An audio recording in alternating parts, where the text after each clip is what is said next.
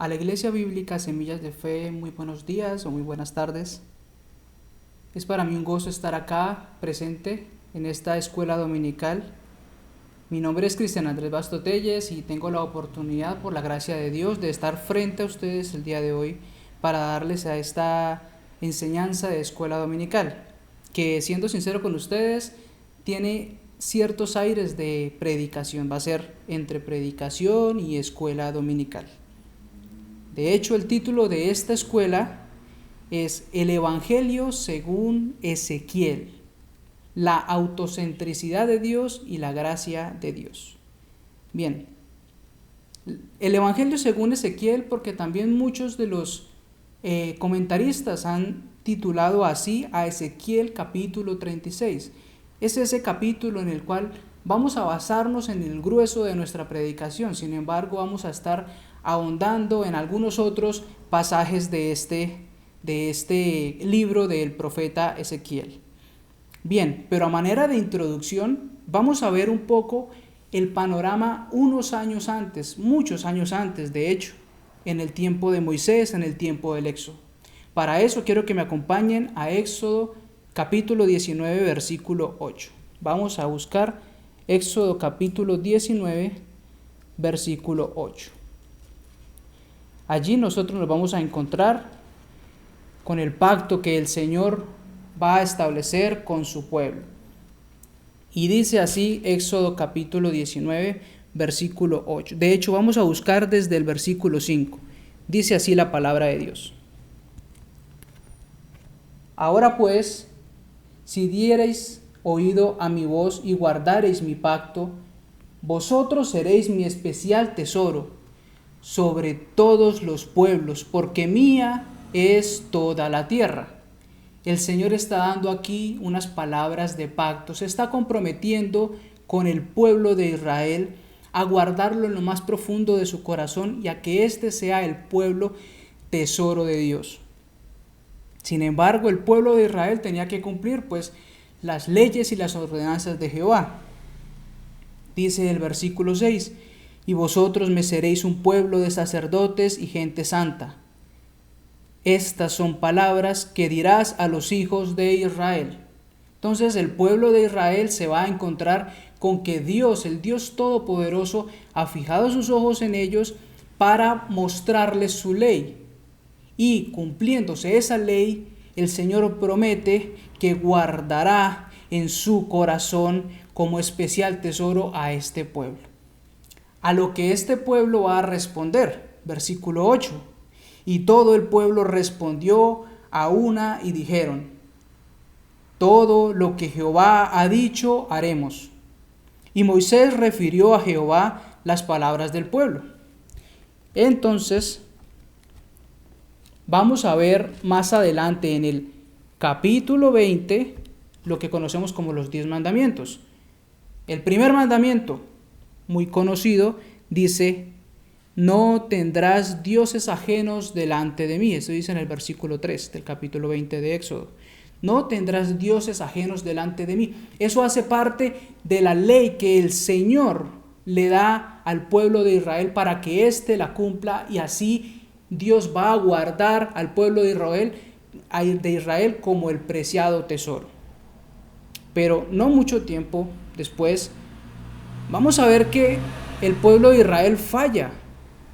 Levanta un becerro de oro y adora a dioses ajenos, incumpliendo en su totalidad la palabra de Dios. De esa manera vamos a empezar a ver el pueblo de Israel como un pueblo caído y un pueblo que Dios, a los ojos de Dios, el pueblo no se puede presentar justo. Y de hecho nunca lo hace. Vamos a entrar entonces ahora sí como tal a Ezequiel.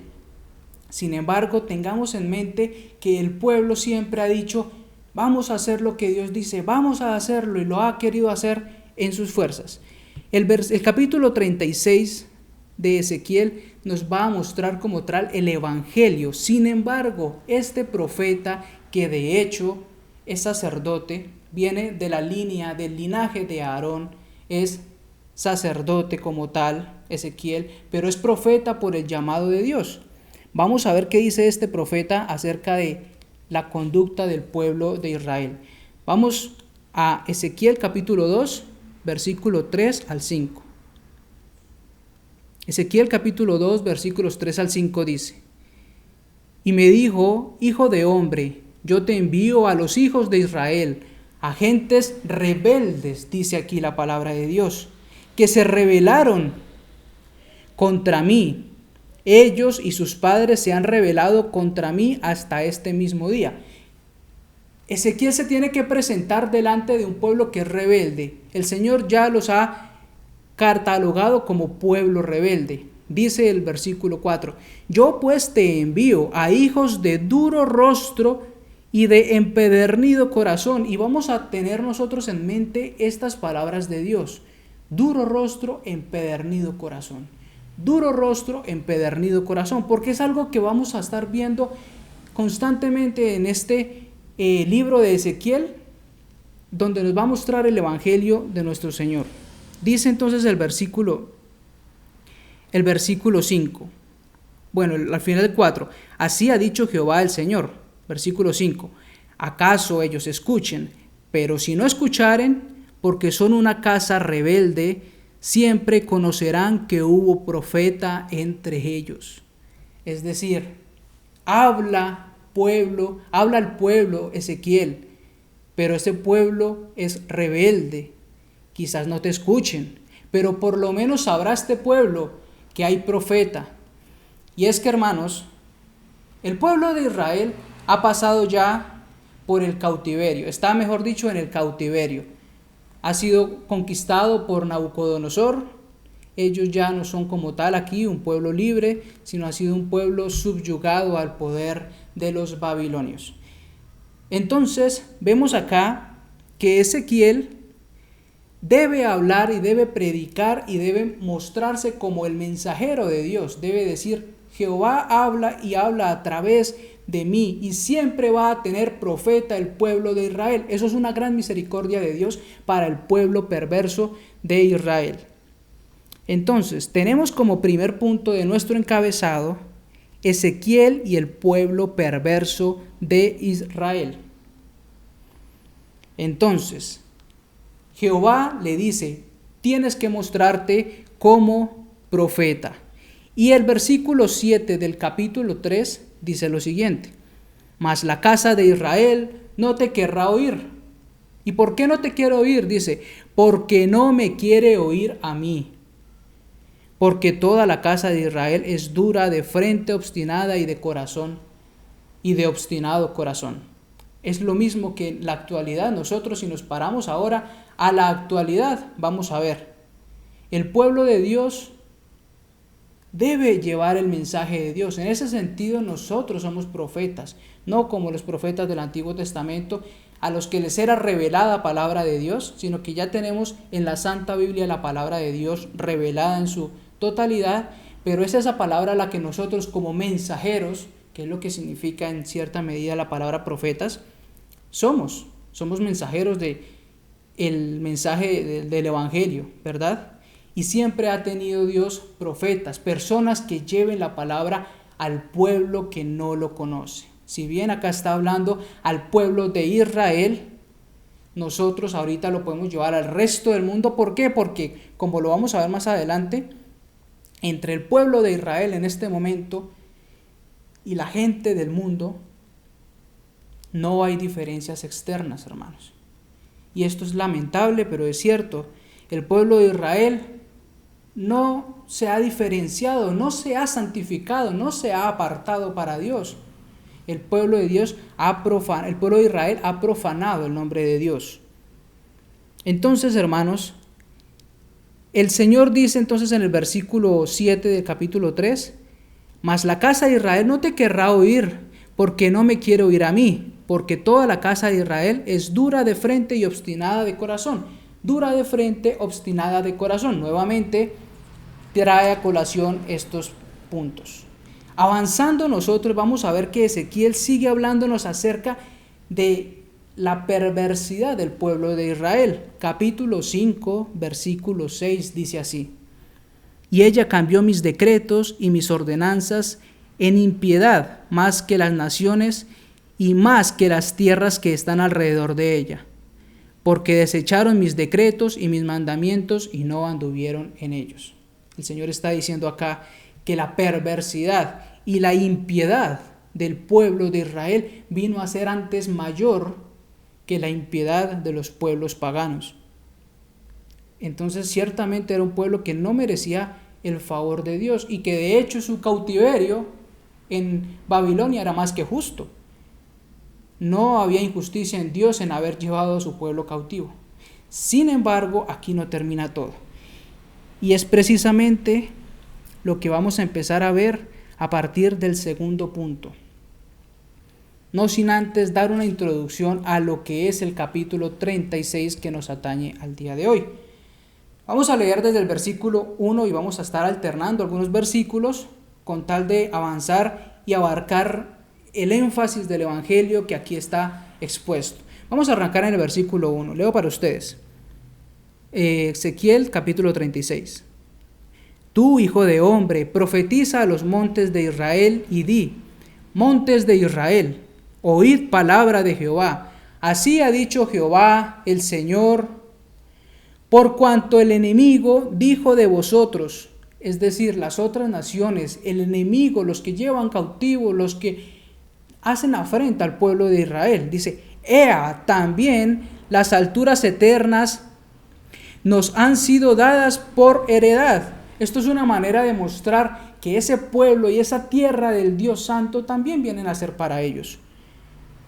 Dice el versículo 3, profetiza por tanto y di: así ha dicho Jehová el Señor, por cuanto os asolaron y os tragaron todas las partes, para que fueseis heredad de las otras naciones, y se os ha hecho caer en boca de habladores y ser el oprobio del pueblo. Por tanto, montes de Israel, oíd palabra de Jehová el Señor. Así ha dicho Jehová el Señor a los montes y a los collados, a los arroyos y a los valles, a las ruinas y asolamientos, y a las ciudades desamparadas que fueron puestas por botín y escarnio de las otras naciones alrededor. Entonces el Señor empieza a mostrarnos acá que los pueblos empiezan a burlarse del pueblo de Israel, de que vienen a ser pisoteados. Los seres, las personas del pueblo de Israel vienen a ser pisoteadas, ofendidas, vienen a estar en cautividad. Dice el versículo 7, por lo cual así ha dicho Jehová, el Señor, yo he alzado mi mano como para dar un juramento, y dice, he jurado que las naciones que están a vuestro alrededor han de llevar su afrenta. Él va a juzgar y va a condenar a las naciones a su alrededor. Ha jurado Jehová. Y ese juramento y esa condena que le va a hacer a las naciones que se han burlado del pueblo de Dios, que ha caído cautivo. Y recordemos, como lo vimos en el primer punto, Ezequiel y el pueblo perverso de Israel. El pueblo es perverso. El pueblo con justa causa está siendo subyugado. El pueblo no merece glorificación. El pueblo no está mereciendo por ningún lado. En las Escrituras vemos que este pueblo sea merecedor del favor de Dios. Lo que estamos viendo es un pueblo pecador, un pueblo que ha prometido al Señor: Jehová, conforme a tú has dicho, así haremos. Lo vimos al principio, pero no fue así que lo hicieron. Sin embargo, el Señor, quien ama su santo nombre, ha jurado destruir a las naciones, ha jurado que ellas lleven su afrenta, ¿verdad? Pero vamos a avanzar en la enseñanza y vamos a ir hasta el versículo 16 para ver otra porción importante de lo que el Señor señala, de lo que ha hecho el pueblo de Israel. Vino a mí palabra de Jehová diciendo: hijo de hombre, mientras la casa de Israel moraba en su tierra, la contaminó con sus caminos y con sus obras. Es decir, antes de ese cautiverio, Israel profanó y contaminó la tierra. Como inmundicia de menstruosa fue su camino delante de mí. Por supuesto, delante de los ojos de Jehová, no salieron aprobados.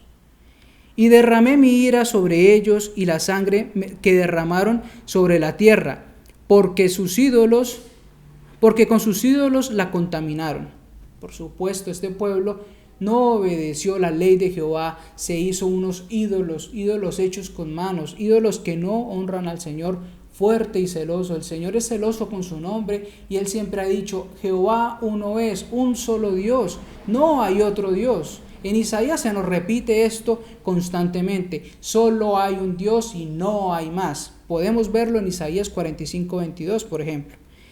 Bien, el Señor dice en el versículo 19: les esparcí por las naciones. El Señor los dispersa. Fueron dispersados por las tierras. Conforme a sus caminos y conforme a sus obras les juzgué. El Señor los esparce. Y espera el Señor que ellos lleguen en arrepentimiento y fe nuevamente a Él, diciendo: Señor, sea donde sea que tú nos envíes, que allí te podamos honrar y glorificar. Pero no es así. Dice el versículo 20: cuando llegaron a las naciones a donde fueron, porque fueron esparcidos, profanaron mi santo nombre, diciéndose de ellos. Entonces las naciones a donde ellos llegaron decían acerca de estas personas: estos son pueblo de Jehová, y de la tierra de él han salido. Es decir, de la tierra de Dios han salido. Dios es el protector. Dios es el que guarda su tierra y a sus personas. Pero como lo vemos acá, las naciones están burlándose, están diciendo: ese Dios, Jehová, el Dios de ustedes, viene a ser uno más de tantos dioses impotentes, capaces de cuidar y guardar a sus ovejas. Eso es lo que están diciendo acá. Y profanaron el nombre de Dios. ¿Quiénes? Los israelitas. ¿Por qué? Porque ellos no defendieron el nombre de Jehová. ¿Cómo? Por su conducta. La conducta de ellos vino a ser como la conducta de cualquier otro pueblo pagano. Hermanos, este es el asunto que el Señor viene a exaltar acá. Ustedes vinieron a ser como cualquier otro pueblo, y por tanto yo los entrego a esos pueblos, y ustedes en esos pueblos donde debían exaltar y santificar mi nombre, no lo han hecho, han pervertido mi santo nombre, han profanado mi nombre. Es lo que dice Jehová en estos momentos, ¿sí? Y el pueblo entonces se ve criticado, se ve juzgado por las demás naciones, y ellos dicen: este pueblo de Jehová y de la tierra de él han salido. No fue capaz Jehová de contener y de cuidar a su pueblo. Y es que antes, cada pueblo, digamos en el contexto de las guerras, los pueblos eran pueblos que adoraban dioses. Cada pueblo tenía su dios o sus dioses. Y ellos iban a pelear en nombre de su pueblo, en nombre de su rey y en nombre de su Dios. Así que el pueblo que tenía la victoria, se le concedía también la victoria a ese Dios. Y el pueblo que tenía la derrota, era la derrota también de su Dios. Por tanto, si el pueblo de Israel era llevado cautivo, las demás naciones dirían: el Dios de Israel ha perdido, ha fracasado. Esa es la profanación del santo nombre de Dios. Jehová quería santificar a su pueblo y quiere santificarlo, y como lo vamos a ver, así lo va a hacer, porque Él es todopoderoso y soberano. Sin embargo, no significa de que siempre ellos van a tener la victoria, porque ese pensamiento que tenían las demás naciones de la victoria, entonces la victoria de Dios, pues realmente no era así. Dios nunca ha perdido, Dios nunca ha cedido ante otros dioses, solamente que por el gran amor que tiene a su nombre ha permitido las cosas conforme han ocurrido. Dice el versículo 21: pero he tenido dolor, y esto es algo que nos debe a nosotros cuestionar mucho nuestro obrar delante de Dios, porque esto es las palabras de Jehová acerca de la conducta de Israel. He tenido dolor al ver mi santo nombre profanado por la casa de Israel, entre las naciones a donde fueron. Hermanos, vamos a pasar al segundo punto que tiene como título Ezequiel y la autocentricidad de Dios. Bien, ¿por qué decimos la autocentricidad? ¿Qué es la autocentricidad? Bueno, solo significa que Dios es el centro, que Él es el centro y todo gira alrededor de Dios. Bien, dice el versículo 22, por tanto, di a la casa de Israel, así ha dicho Jehová el Señor, no lo hago por vosotros, oh casa de Israel, sino por causa de mi santo nombre, el cual profanasteis vosotros entre las naciones a donde habéis llegado. El Señor va a hacer una obra para santificar su nombre, pero Él dice acá y lo deja muy claro para que el pueblo de Israel no tome como para Él gloria o no diga es que merecemos que Dios obre a favor nuestro. El Señor dice acá, no lo hago por vosotros, porque ustedes no se lo merecen, oh casa de Israel. Ustedes han profanado mi santo nombre. El versículo 32 dice, no lo hago por vosotros, dice Jehová el Señor. Dice, sabedlo bien. Avergonzaos y cubríos de confusión por vuestras iniquidades, casa de Israel.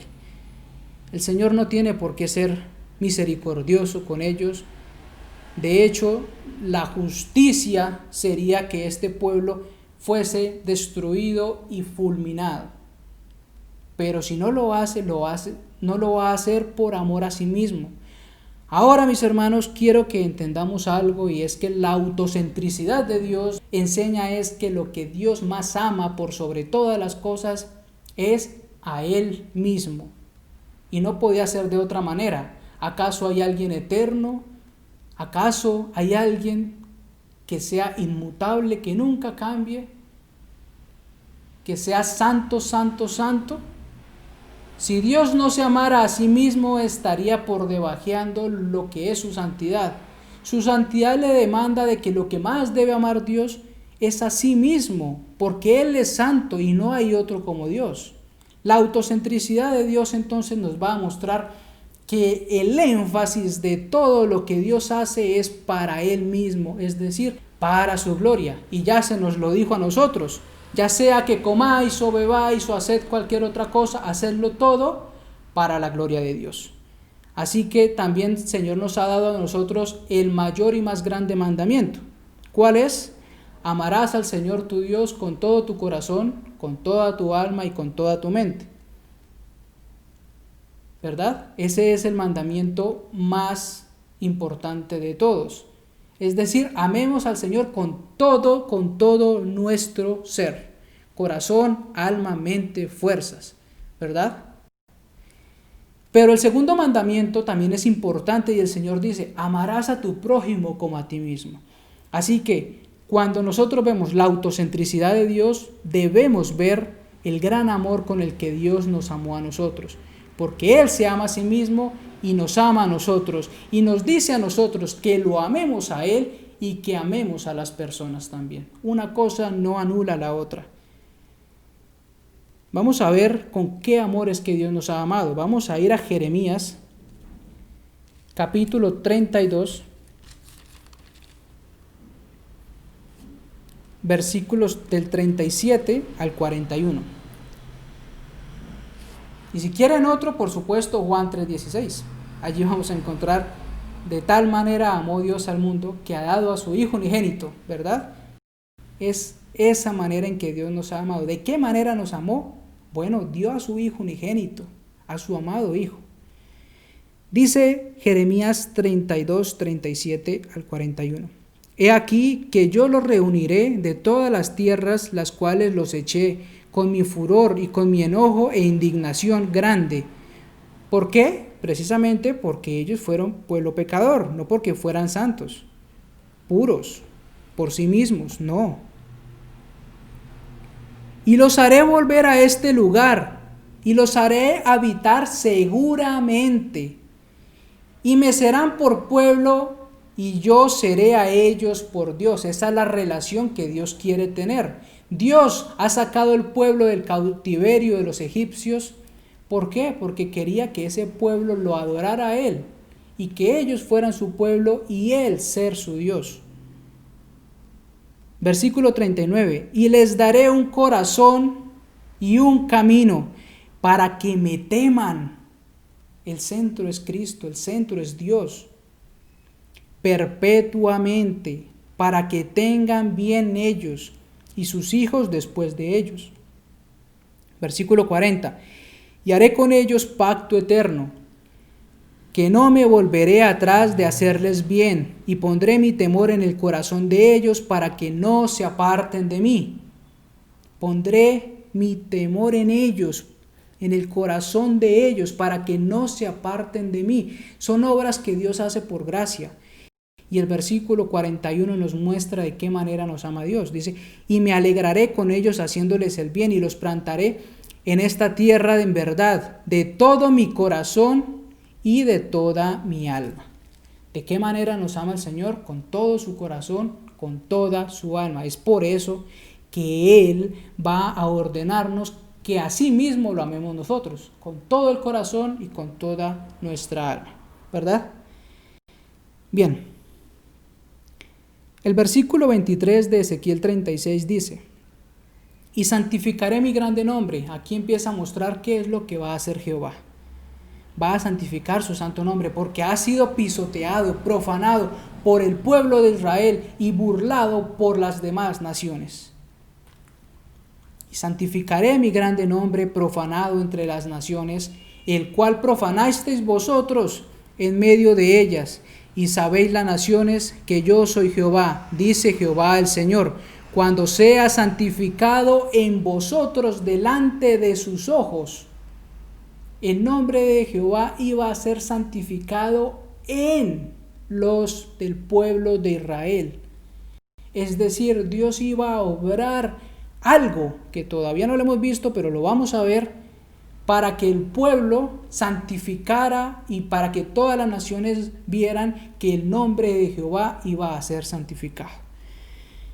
Bien, vamos a pasar al tercer punto, donde vamos a ver la gracia de Dios. Dice el tercer punto, Ezequiel y la gracia de Dios. Ese es nuestro tercer punto. Dice el versículo 24, y yo os tomaré de las naciones y os recogeré de todas las tierras y os traeré a vuestro país. El Señor está diciendo acá, yo os tomaré de todas las naciones y os recogeré de todas las tierras.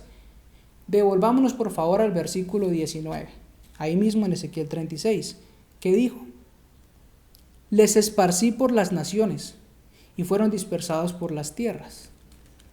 ¿Cómo? Por su pecado, por su maldad. Ahora, por la gracia de Dios, nos dice, y yo os tomaré de las naciones, os recogeré de todas las tierras, y os traeré a vuestro país. Versículo 25, esparciré sobre vosotros agua limpia, y seréis limpiados de todas vuestras inmundicias, y de todos vuestros ídolos os limpiaré. Miremos el Salmo 51, mis hermanos. Salmo 51, vamos a mirar el versículo 7. Dice así, purifícame con hisopo y seré limpio, lávame y seré más blanco que la nieve, dice el rey David acá, en su arrepentimiento, ¿verdad? Él empieza diciendo, ten piedad de mí, oh Dios, conforme a tu misericordia. Y él conoce que si el Señor lo limpia, él será verdaderamente limpio. El Señor nos dice a nosotros en Efesios, en el capítulo 1, que somos redimidos, ¿cierto? Somos perdonados en Cristo por la sangre de nuestro Señor Jesucristo derramada en la cruz, ¿cierto? Nosotros tenemos entonces ahora una nueva creación, somos ahora una nueva creación. Recordemos entonces, por allá se nos dice la palabra que las cosas viejas han pasado, he aquí, todas son hechas nuevas. Y de hecho eso es lo que va a empezar a hablar el versículo 26 aquí en Ezequiel. Dice, os daré corazón nuevo. Pero un momento, el Señor ha hablado que el pueblo es perverso. Sin embargo, más adelante, en Ezequiel 18, el Señor va a dar una exhortación al pueblo. Quiero que vayamos a Ezequiel 18 para que sigamos el hilo de esta parte. Ezequiel 18, vamos a mirar los versículos 30 al 32. Vamos a mirar acá algo acerca de este tema del corazón, del cual ya nos ha venido hablando Ezequiel antes. Recordemos que eran de empedernido corazón, un corazón duro. Bueno, Ezequiel 18:30 dice así: por tanto, yo os juzgaré a cada uno según sus caminos, oh casa de Israel, dice Jehová el Señor. Y ahí viene la exhortación, el llamado, una orden, mejor dicho, dice: convertíos y apartados de todas vuestras transgresiones, y no os será la iniquidad causa de ruina. Convertíos, dice el Señor, conviértanse. Pero mis hermanos, ¿quién en una depravación total como la que estábamos nosotros, en una depravación total como la que nace toda la humanidad, puede ir a Dios por su propia cuenta? Ahí está el Evangelio. Convertíos, dice el Señor. Dice el versículo 31, echad de vosotros todas vuestras transgresiones con que habéis pecado y haceos un corazón nuevo. ¿Qué dice el Señor? Haceos un corazón nuevo. También dice, y un espíritu nuevo. ¿Por qué moriréis, casa de Israel? No mueran, arrepiéntanse, dice el Señor. Dice, háganse un nuevo corazón, háganse un nuevo espíritu, porque el corazón que tienen es perverso, es un corazón de Jeremías 17:9, perverso, engañoso. ¿Cierto? Dicen, cambian ese corazón perverso porque ustedes no me honran, me profanan. Sin embargo, el cambio de corazón y la dádiva del Espíritu solamente vienen de parte de Dios y no de parte de dentro del hombre. No viene del hombre, viene de Dios como un don por su gracia. Es este el Evangelio. Os daré corazón nuevo, y pondré espíritu nuevo dentro de vosotros, y quitaré de vuestra carne el corazón de piedra, y os daré un corazón de carne. Y pondré dentro de vosotros mi espíritu, y haré que andéis en mis estatutos, y guardéis mis preceptos, y los pongáis por obra. ¿Por qué? Porque yo no puedo hacer un pacto con obra con ustedes, porque lo echan a perder. En un pacto de obras mi nombre no está siendo glorificado porque ustedes son pecadores, grandes pecadores. El Señor viene acá a levantar un pacto nuevo, un pacto de gracia, un pacto donde Él obra de manera monergista, es decir, de manera soberana y solo por su obra, salvación al creyente. Y si bien esto es un suceso histórico de la restauración de Israel, ha de entenderse este pasaje de Ezequiel también como un tipo de la redención que nosotros tenemos en Cristo. ¿O no vemos así eso con el agua que purifica? ¿No vemos así eso con la circuncisión que ahora es en el corazón? ¿No vemos ahora eso en el Espíritu Santo de Dios que se nos es dado a nosotros? Por supuesto que estamos hablando acá del Evangelio, por supuesto que esto apunta a Cristo, apunta a su sangre en la cruz, apunta a su resurrección con la cual somos justificados y por la cual ahora nosotros podemos acercarnos al Señor. Mira entonces cómo termina esta parte, dice, haré que andéis en mis estatutos y guardéis mis preceptos y los pongáis por obra. Dice Efesios 2:10, porque somos hechura suya, creados en Cristo Jesús, para buenas obras, las cuales Dios preparó de antemano a fin de que anduviéramos en ellas. Quiere decir acá esto de que Dios va a hacer que nosotros andemos en los estatutos de Dios, guardando los preceptos de Dios y que los pongamos por obra. Bien, nosotros vamos a tener entonces acá la gracia inmerecida de Dios, porque nosotros nada merecíamos. Efesios 2:10 es muy claro. Efesios 2 en general, del 1 al 10. Al principio, los primeros 3 versículos nos van a mostrar la condición, como lo viene haciendo Ezequiel, una condición de perversidad, ¿cierto? Que éramos por naturaleza esclavos, hijos de ira, ¿cierto? Bien, dice el versículo 4, pero Dios, quien es rico en misericordia, por el gran amor con que nos amó, ¿verdad? Con el gran amor con que nos amó, nos ha dado a nosotros esa redención, ¿cierto? Esa salvación, ¿cierto? Y dice el Señor que no es por obras, sino que es por gracia. Bien, dice el versículo 31 acá de Ezequiel, y os acordaréis de vuestros malos caminos, meditemos. Pablo nos lleva en Efesios a meditar en los primeros 3 versículos en nuestra condición inicial, de donde fuimos rescatados, y de vuestras obras que no fueron buenas, y os avergonzaréis de vosotros mismos por vuestras iniquidades y por vuestras abominaciones. Dice el versículo 32, por si les queda duda de que esto es por gracia. No lo hago por vosotros, dice Jehová el Señor. Sabedlo bien, avergonzados y cubríos de confusión por vuestras iniquidades, casa de Israel. No lo hago por vosotros, y que esto te quede muy claro, pueblo de Dios.